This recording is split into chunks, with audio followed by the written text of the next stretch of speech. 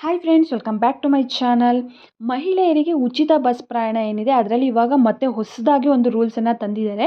ಎಲ್ಲ ಮಹಿಳೆಯರು ಕೂಡ ಈ ಒಂದು ರೂಲ್ಸನ್ನು ಕಡ್ಡಾಯವಾಗಿ ಪಾಲಿಸಲೇಬೇಕು.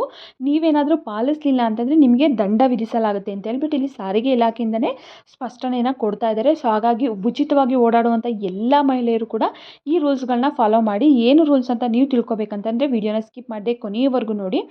ಅದಕ್ಕಿಂತ ಮುಂಚೆ ನೀವೇನಾದರೂ ನನ್ನ ಚಾನಲ್ನ ಹೊಸದಾಗಿ ನೋಡ್ತಾ ಇದ್ದೀರಾ, ಸಬ್ಸ್ಕ್ರೈಬ್ ಮಾಡದೆ ಹಾಗೆ ನೋಡ್ತಾ ಇದ್ದೀರಾ ಅಂದರೆ ಪ್ಲೀಸ್ ಅರ್ಷಿತಾ ವ್ಲಾಗ್ಸ್ ಚಾನಲನ್ನು ಸಬ್ಸ್ಕ್ರೈಬ್ ಮಾಡ್ಕೊಳ್ಳಿ, ಹಾಗೆ ಪ್ಲೀಸ್ ಸಪೋರ್ಟ್ ಮಾಡಿ ಅಂತ ಕೇಳ್ತಾ ಇವತ್ತಿನ ಒಂದು ವಿಡಿಯೋನ ಸ್ಟಾರ್ಟ್ ಮಾಡ್ತಾ ಇದ್ದೀನಿ. ಮಹಿಳೆಯರಿಗೆ ಉಚಿತ ಬಸ್ ಪ್ರಯಾಣ ಬಿಟ್ಟಾಗಿಂದನೂ ಕೂಡ ನೀವು ನೋಡಿರ್ಬೋದು, ಬಸ್ಗಳಲ್ಲಿ ತುಂಬಾ ರಶ್ ಇರುತ್ತೆ. ಸೊ ಹಾಗಾಗಿ ಕೆಲವೊಂದಿಷ್ಟು ಜನನೂ ಕೂಡ ಹೇಳ್ತಾರೆ, ನಮಗೆ ಪುರುಷರಿಗೆ ಬೇರೆ ಬಸ್ ಬಿಟ್ಬಿಡಿ, ಮಹಿಳೆಯರಿಗೆ ಬೇರೆ ಬಸ್ ಬಿಡಿ ಅಂತಲೂ ಕೂಡ ಹೇಳ್ತಾರೆ. ಸೊ ಆಗ ಸರ್ಕಾರದಿಂದ ಹೊಸ ರೂಲ್ಸ್ಗಳನ್ನ ತರ್ತಾ ಇದ್ದಾರೆ ಅಂತಲೇ ಹೇಳ್ಬೋದು. ಇತ್ತೀಚಿನ ದಿನಗಳಲ್ಲಿ ನೀವು ನೋಡಿರ್ಬೋದು, ಮಹಿಳೆಯರಿಗೆ ಉಚಿತ ಬಸ್ ಪ್ರಯಾಣ ಏನು ಬಿಟ್ಟಿದ್ದಾರೆ ಅದನ್ನು ಕ್ಯಾನ್ಸಲ್ ಮಾಡಿ ಇಲ್ಲಿ ವಯಸ್ಸಾದಂಥವರಿಗೆ ಮತ್ತು ಶಾಲಾ ಕಾಲೇಜು ಹೋಗೋ ಮಕ್ಕಳುಗಳಿಗೆಲ್ಲ ತುಂಬಾ ಕಷ್ಟ ಆಗ್ತಾ ಇದೆ. ಬಸ್ ಹತ್ತಕ್ಕೂ ಆಗ್ತಾ ಇಲ್ಲ.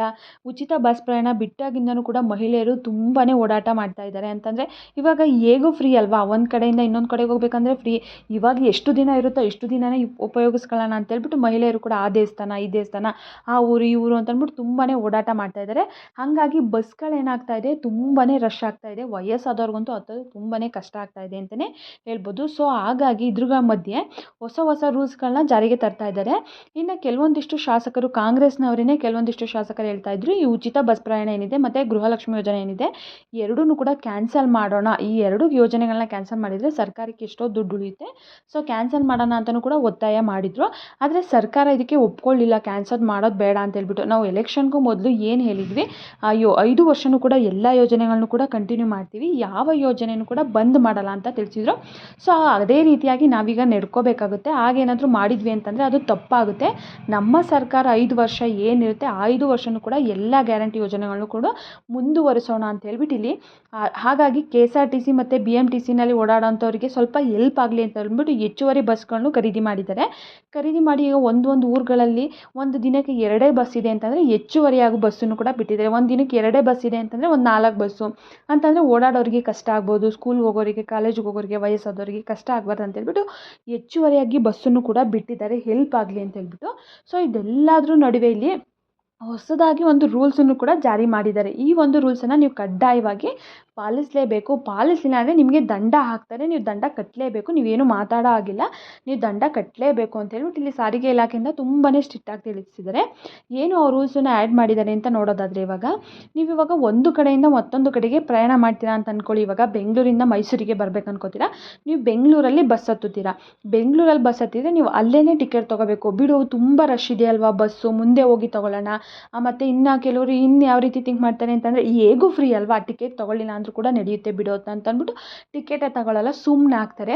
ಸೊ ಈ ರೀತಿಯಾದಂಥ ತಪ್ಪುಗಳನ್ನು ಯಾರು ಕೂಡ ಮಾಡಬೇಡಿ. ನೀವು ಎಲ್ಲಿ ಹತ್ತುತ್ತೀರಾ ಅಲ್ಲೇ ಟಿಕೆಟ್ ತೊಗೊಳ್ಳಿ. ಎಷ್ಟೇ ರಶ್ ಇದ್ದರೂ ಕೂಡ ಕಂಡಕ್ಟರ್ನ ಕೇಳಿಬಿಟ್ಟು ನೀವು ಅಲ್ಲೇ ಟಿಕೆಟ್ ತೊಗೊಳ್ಳಿ. ಮಧ್ಯದಲ್ಲಿ ತೊಗೊಳ್ಳೋಣ, ಅಲ್ಲಿ ತೊಗೊಳ್ಳೋಣ, ಇಲ್ಲಿ ತೊಗೊಳ್ಳೋಣ ಅಂತ ಯಾರು ಕೂಡ ವೆಯ್ಟ್ ಮಾಡಬೇಡಿ.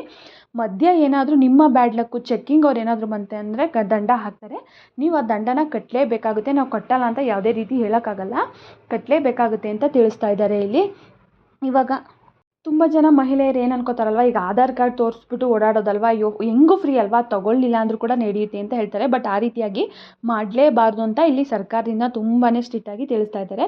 ನೆಕ್ಸ್ಟ್ ಇನ್ನೂ ಒಂದು ನೋಡೋದಾದರೆ, ಸಾಕಷ್ಟು ಜನ ಏನು ಮಾಡ್ತಾರೆ ಅಂದರೆ ಟಿಕೆಟ್ನ ತೊಗೋತಾರೆ, ಹತ್ತಿದ ತಕ್ಷಣ ಟಿಕೆಟ್ನ ತೊಗೊಂಬಿಟ್ಟು ಬಿಸಾಕ್ತಾರೆ. ಸೊ ಈ ರೀತಿಯೂ ಕೂಡ ಮಾಡಬಾರ್ದು ಅಂತ ಹೇಳ್ತಾ ಇದ್ದಾರೆ. ಯಾಕಂದರೆ ನೀವು ಟಿಕೆಟ್ ತೊಗೋತೀರಾ, ಬಿಸಾಕ್ತೀರಾ, ಅವಾಗ ಏನಾಗುತ್ತೆ ಅಂತಂದರೆ ಮಧ್ಯದಲ್ಲಿ ಮತ್ತೆ ಯಾರಾದರೂ ಚೆಕಿಂಗ್ ಅವ್ರು ಬಂದರು, ಅವಾಗ ಅವ್ರು ವಿಚಾರಿಸಿದ್ರು, ನೋಡಿದ್ರು, ಅವಾಗೂ ಕೂಡ ದಂಡ ಹಾಕ್ತಾರೆ. ನೀವು ಟಿಕೆಟ್ ತೊಗೊಳ್ಳಿಲ್ಲ ಅಂತಂದರೆ ಕಂಡಕ್ಟರ್ಗಳಿರ್ತಾರಲ್ಲ ಅವ್ರಿಗೂ ಕೂಡ ಕಷ್ಟ ಆಗುತ್ತೆ. ಯಾಕಂದರೆ ಅವರು ಕೂಡ ಲೆಕ್ಕ ಕೊಡಬೇಕಾಗುತ್ತೆ. ಒಂದು ದಿನಕ್ಕೆ ಎಷ್ಟು ಜನ ಪ್ರಯಾಣ ಮಾಡ್ತಾರೆ ಅನ್ನೋದನ್ನು ಸರ್ಕಾರಕ್ಕೆ ಲೆಕ್ಕ ಕೊಡಬೇಕಾಗುತ್ತೆ. ಅಥವಾ ಟಿಕೆಟ್ ಏನಾದರೂ ಖಾಲಿ ಆಗಿತ್ತು, ಮಷಿನ್ ಏನಾದರೂ ಪ್ರಾಬ್ಲಮ್ ಆಗಿತ್ತು ಅಂದರೆ ಅಟ್ಲೀಸ್ಟ್ ಅವರು ಒಂದು ಪೇಜಲ್ಲಾದರೂ ಬರ್ಕೊಡ್ತಾರಂತೆ. ಅಥವಾ ಪಿಂಕ್ ಟಿಕೆಟ್ ಅಂತ ಅಂದ್ಬಿಟ್ಟು ಇತ್ತೀಚೆಗೆ ಇಶ್ಯೂ ಮಾಡ್ತಾ ಇದ್ದಾರೆ, ಆ ಟಿಕೆಟ್ನು ಕೂಡ ಇಶ್ಯೂ ಮಾಡ್ತಾರೆ, ನಿಮಗೆ ಆ ಟಿಕೆಟಲ್ಲೂ ಕೂಡ ಬರ್ಕೊಡ್ತಾರೆ.